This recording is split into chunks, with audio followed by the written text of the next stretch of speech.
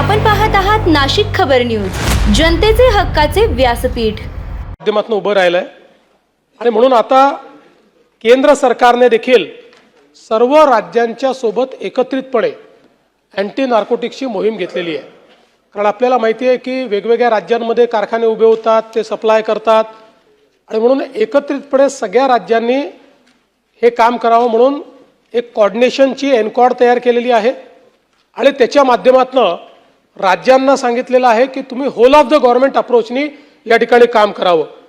आपणही आपल्या राज्यामध्ये आता whole of the government approach केलेला आहे आणि याच्यामध्ये 15 विभाग जे आहेत म्हणजे सर्व संबंधित विभाग, महसूल विभाग, वन विभाग, कृषी विभाग, उद्योग विभाग, वैद्यकीय शिक्षण, औषधी द्रव्ये, गृह परिवहन विभाग, त्यासोबत सामाजिक न्याय, विशेष सहाय्य विभाग, सार्वजनिक आरोग्य विभाग, उच्च व तंत्र शिक्षण विभाग, नगर विकास, शालेय शिक्षण, ग्राम विकास अशा सगळ्या विकास विभागांना आपण आता टास्क तयार करून दिल्या.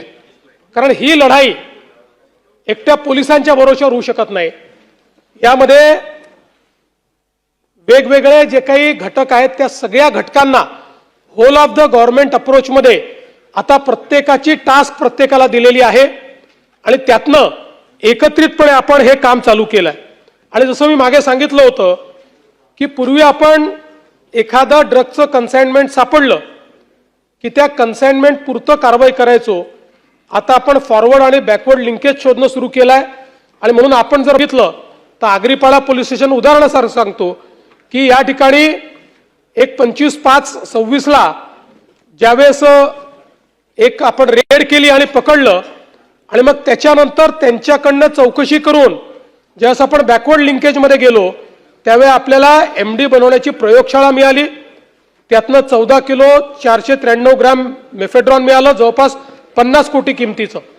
साकीनाका पोलीस स्टेशनमध्ये अशाच पद्धतीनं ज्यावेळेस एक पेडलर सापडला त्यावेळी त्याच्यावर ज्यावेळेस आपण कारवाई केली त्यावेळी जवळपास बॅकवर्ड लिंकेजमध्ये गुजरातमध्ये आपल्याला कारखाना सापडला त्याचा आणि गुजरातमधल्या कारखान्यामध्ये जवळपास त्या ठिकाणी 74 कोटी रुपयाचा माल हा आपल्याला प्राप्त झाला.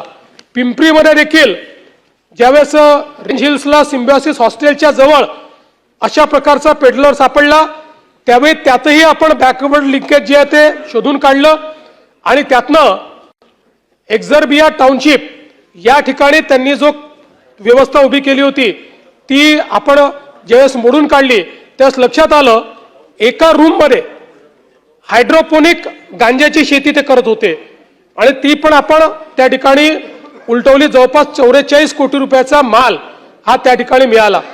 असं जवळपास आपल्याला वेगवेगळ्या ठिकाणी म्हणजे सगळंच मी सांगत नाही पण याच्यामध्ये मला सांगायचं एवढंच आहे की जवळपास वेगवेगळ्या राज्यांमध्ये जाऊन म्हणजे आपल्या राज्यात तर आपण कारवाई केलीच पण बॅकवर्ड लिंकेज आणि फॉरवर्ड लिंकेजमुळे वेगवेगळ्या राज्यांमध्ये जाऊन आपण या संदर्भातली कारवाई करतो.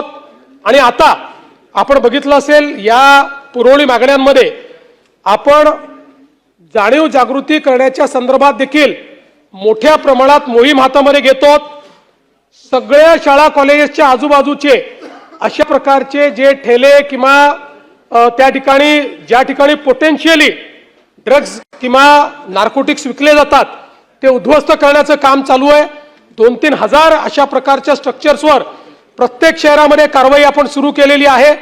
आणि जसं मी सांगितलं आत्तापर्यंत जे काही पोलीस या नार्कोटिक्सच्या केसमध्ये डायरेक्ट किंवा इनडायरेक्टली त्या ठिकाणी इन्व्हॉल्व भेटले त्यांना बडतर्फच करण्यात आलेला आहे. ही लढाई देश पातळीवर मोठ्या प्रमाणात सुरू झालेली आहे.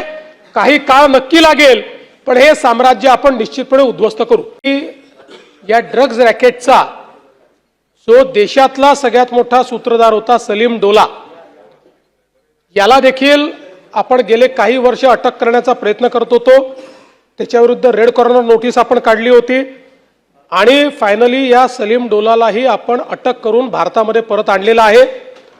जवळपास आपल्या माहितीकरता या एका व्यक्तीने भारतामध्ये महाराष्ट्र, मध्य प्रदेश, कर्नाटक आणि तेलंगणा मिळून या ठिकाणी MDचे कारखाने उभे करून 4000 किलोग्रॅम MD ही यांनी निर्मित केली आणि विकलेली आहे.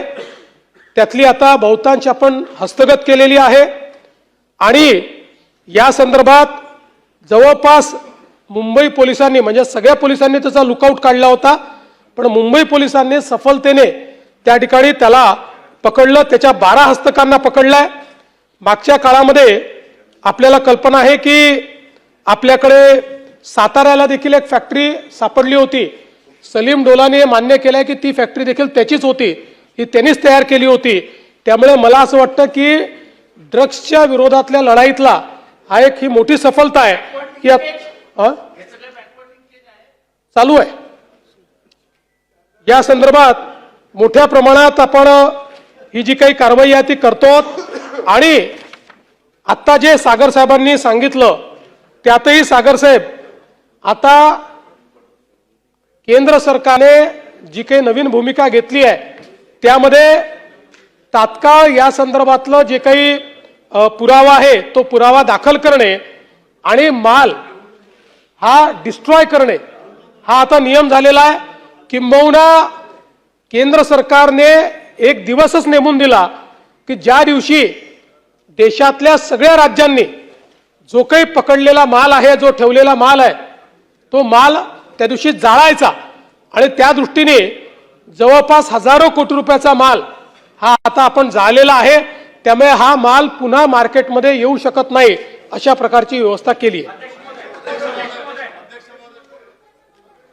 अध्यक्ष